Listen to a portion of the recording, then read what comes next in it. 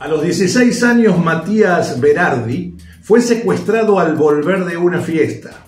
Pidió ayuda al lograr escapar y fue devuelto a los captores por indiferencia de la gente.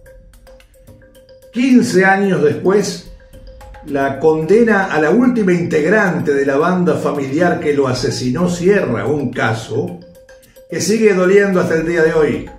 Una crónica sobre la noche en que la solidaridad se escondió detrás de las ventanas cerradas.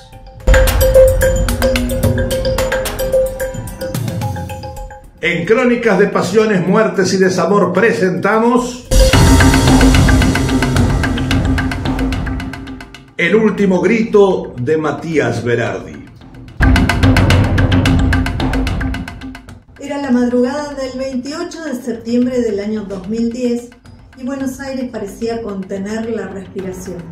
En la costanera norte, el boliche Payá apagaba las luces después de una fiesta de egresados. El aire tenía ese perfume pegajoso de transpiración, perfume barato y humo de autos que se disuelve con las primeras luces. Entre los adolescentes que salían con los ojos aún cargados de neón estaba Matías Berardi. Tenía 16 años, una sonrisa franca y el entusiasmo impaciente de quien empieza a vivir. Había ido a celebrar el cumpleaños de un amigo y esperaba la combi que lo devolvería a su casa en Ingeniero Maswich, partido de Escobar. Vestía sencillo, hablaba de fútbol, de proyectos, de amores en ciernes. A las 5:45 de la mañana se bajó de la combi en Panamericana y Ruta 26. El cielo comenzaba a clarear sobre la autopista, un resplandor débil y frío. Tal vez pensó en pedir un remis o caminar hasta encontrar un teléfono. No logró hacerlo, no llegó. Un auto se detuvo, bajaron hombres, voces rápidas, una amenaza. Matías fue empujado dentro del vehículo. Así comenzó un secuestro torpe y brutal, que como tantas veces en la historia criminal argentina, se convertiría en un espejo de un país donde la indiferencia puede matar tanto como una bala. Lo llevaron a Benavides, una casa modesta en la calle Sarmiento al 400. Ahí vivía el herrero uruguayo Richard Fabián Souto, un hombre que conocía el olor del óxido y el de la impunidad también. Lo acompañaban su pareja, Ana Moyano, y sus hijas, Jennifer, Celeste y Alexa. La banda se completaba con vecinos y conocidos, entre ellos Néstor el Chino Maidana, un homónimo evidentemente, Damián Huesito Sac. No eran profesionales del delito, no, más bien una familia degradada que había convertido el crimen en un oficio doméstico, más allá de la herrería. Apenas media hora después del secuestro, a las 6:11, el celular de Matías sonó en la casa de sus padres. La voz del secuestrador exigía 1.000 pesos. Una absurda suma para la época, casi ridícula. En las horas siguientes las llamadas se repitieron, la cifra creció, las amenazas se multiplicaron. 30.000 pesos fue el monto final de esa extorsión. 8 comunicaciones que fueron registradas, transcritas, estudiadas y que hoy suenan como un eco doloroso en la memoria de la familia Berardi. Del otro lado de la línea, María Inés Daverio, la mamá de Matías, hacía lo imposible por mantener la calma, fíjense. Queríamos pensar, dice ella, que lo íbamos a recuperar, que era un secuestro express, que lo iban a soltar.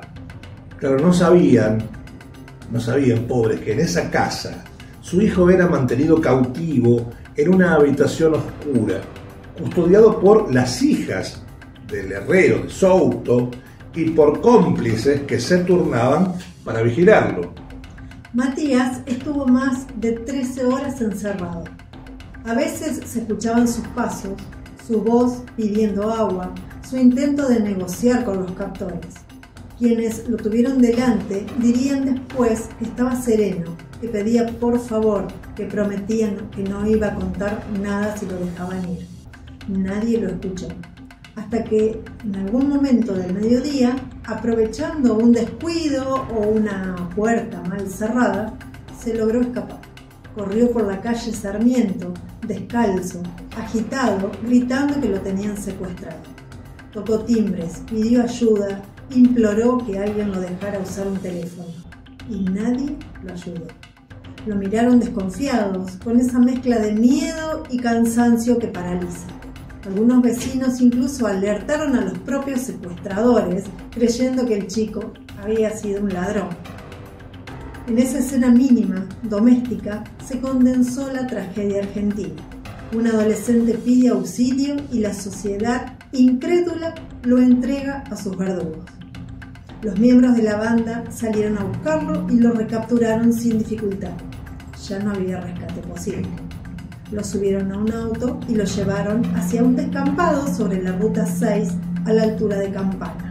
Allí lo ejecutaron con un disparo en la espalda, calibre 11.25. Lo dejaron tirado boca abajo entre yuyos y basura. Era de día, el sol ya estaba alto, los pájaros del campo cantaban. A nadie pareció importarle nada. Cuando el cuerpo de Matías apareció, la noticia, claro, ahí sí sacudió a los medios. Las cámaras se instalaron ahí, en Ingeniero Maswitz. La foto de Matías, sonriente con su camiseta de rugby, inundó las pantallas. El país se conmovió durante unos días. Las marchas se multiplicaron, los vecinos encendieron velas. Los programas de televisión repitieron la historia hasta gastarla. Mati somos todos, decían los carteles, con esa facilidad de crear eslogan que tenemos tarde. Y como siempre, el fervor se fue diluyendo. Quedaron los padres, la casa en silencio, los abogados, los peritajes, las audiencias. María Inés Daverio, la mamá de Matías, repitió su frase con la firmeza de quien no quiere acostumbrarse al horror. Matías lo mató la indiferencia. La investigación se desarrolló con una velocidad inusual. Las escuchas telefónicas y el rastreo de los celulares condujeron rápidamente a la casa de los Souto en Benavides. La policía encontró allí objetos personales del chico: ropa, una manta, sogas. Había señales claras del cautiverio. En cuestión de días, casi toda la banda fue detenida. El expediente fue engordando con detalles grotescos. El clan Souto Moyano actuaba en familia, repartiendo las tareas como si se tratara de un emprendimiento. Richard daba las órdenes, Ana cocinaba y las hijas vigilaban. Un mundo cerrado, de miseria heredada, donde el delito funcionaba como la economía interna de la casa. El juicio comenzó en el 2013. El Tribunal Oral Federal 3 de San Martín dictó sentencias ejemplares. Prisión perpetua para Souto y 4 cómplices, entre ellos el Chino Maidana, Huesito Sac, Larry Figueroa y Gonzalo Álvarez. Las penas para los demás oscilaron entre 17 y 24 años. Solo una persona fue absuelta: Alexa Souto Moyano, la hija menor, que en el momento del crimen tenía 17 añitos. Los jueces consideraron que había sido manipulada por sus padres, una pieza pasiva en un mecanismo ajeno. Esta absolución dejó una herida abierta. No sé, a los 17 años, cuánta capacidad de ser manipulada puedes tener. La familia Berardi sintió que la justicia había mirado hacia otro lado. Sabíamos que faltaban responsables, dijo el papá Juan Pablo. Había gente que participó directamente del cautiverio y quedó libre. El tiempo siguió su marcha. Los años se acumularon con la lentitud con que se asientan las tragedias. Unos años después, en noviembre del año 2022, la historia volvió a los titulares. Alexa Souto Moyano fue nuevamente juzgada y condenada a 6 años y 8 meses de prisión. El tribunal entendió que su rol había sido más activo de lo que se creía. Cuidó, vigiló y alimentó al joven durante el secuestro. En la audiencia final, transmitida por videoconferencia, lloró y se declaró inocente. Dijo ser una víctima más, arrastrada por la voluntad de su padre, pero las pruebas eran irrefutables. Su voz aparecía en las grabaciones telefónicas y varios testigos la situaban en el lugar del encierro. Para la familia Berardi fue una mezcla de alivio y de cansancio. Fue muy desgastante volver a escuchar todo, dijo María Inés, pero necesitábamos cerrar todo esto. No hay paz, pero hay justicia. Matías, el chico de sonrisa limpia y camiseta deportiva, había sido elegido muchas veces como mejor compañero en el colegio St. George. Jugaba al rugby, soñaba con ser médico, deportólogo. Era amable, generoso, que siempre ayudaba al otro. La ironía más cruel fue que esa misma confianza en los demás, esa convicción de que la gente es buena, lo condujo a la muerte. Cuando escapó y pidió ayuda, creyó que bastaba con decir la verdad. Creyó que alguien abriría la puerta. No contaba con la mezquindad de una sociedad que ya había aprendido a desconfiar de todo. Matías fue víctima de una banda, pero también de una sociedad enferma de indiferencia, dijo la madre.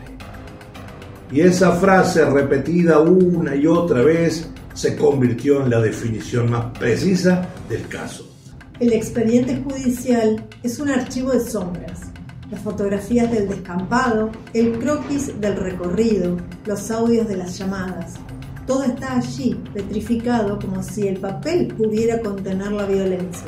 Los jueces escribieron en el fallo: la víctima fue ejecutada por la espalda, sin posibilidad de defensa, luego de haber sido recapturada.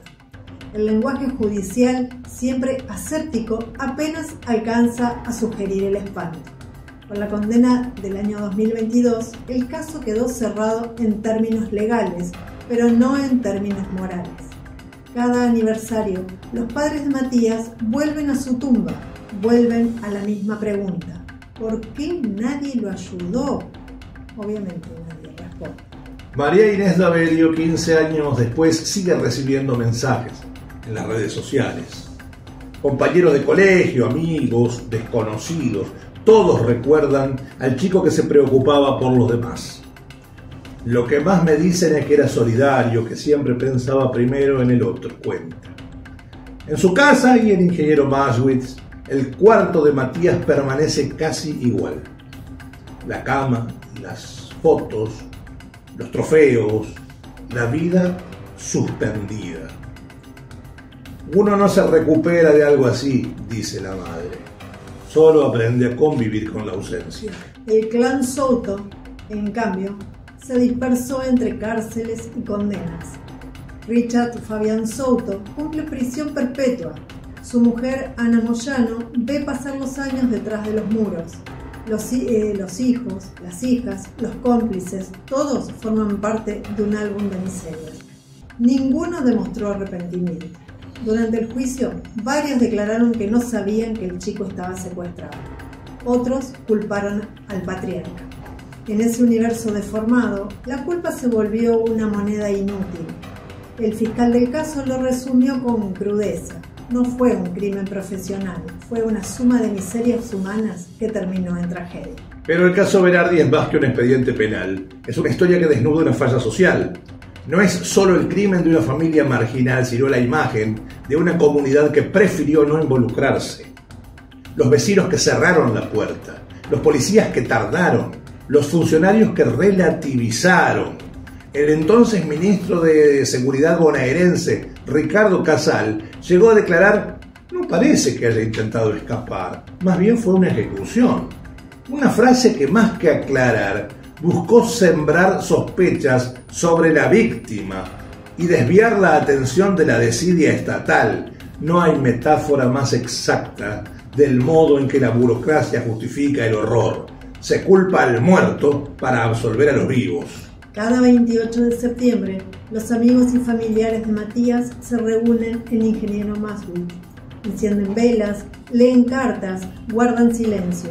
No hay discursos oficiales ni cámaras de televisión. Solo un grupo de personas frente a una foto. No queremos venganza, dice su mamá. Queremos que nadie más tenga que pasar por todo esto. Pero saben que la justicia no repara, apenas administra el daño. En los medios, el nombre de Matías Berardi aparece de tanto en tanto junto a otros que forman parte del panteón trágico de la inseguridad argentina. Bloomberg, Scherer, Capristo. Cada uno de ellos una historia que se desvaneció entre promesas de leyes y reformas que nunca llegaron. La muerte de Matías no generó ninguna ley, no provocó una reforma. Fue, en cambio, un recordatorio moral. El peligro no está solo en los criminales, sino en la pasividad de los testigos. Hoy, el descampado donde lo mataron a Matías es un terreno cubierto de pastos altos, un yuyal. La Ruta 6 sigue igual, atravesando los campos del norte bonaerense. Los autos pasan rápido, indiferentes. A veces alguien se detiene y deja una flor. Un gesto mínimo, tardío, pero necesario. Matías Berardi tenía 16 años. Salió una noche a bailar y no volvió. Lo secuestró una banda improvisada. Lo condenó una sociedad indiferente. Lo olvidó un país acostumbrado al espanto. Su historia sigue ahí, respirando entre los silencios. Y cada vez que alguien mira hacia otro lado, cada vez que una puerta no se abre, el eco de su voz vuelve a escucharse pidiendo ayuda en la madrugada.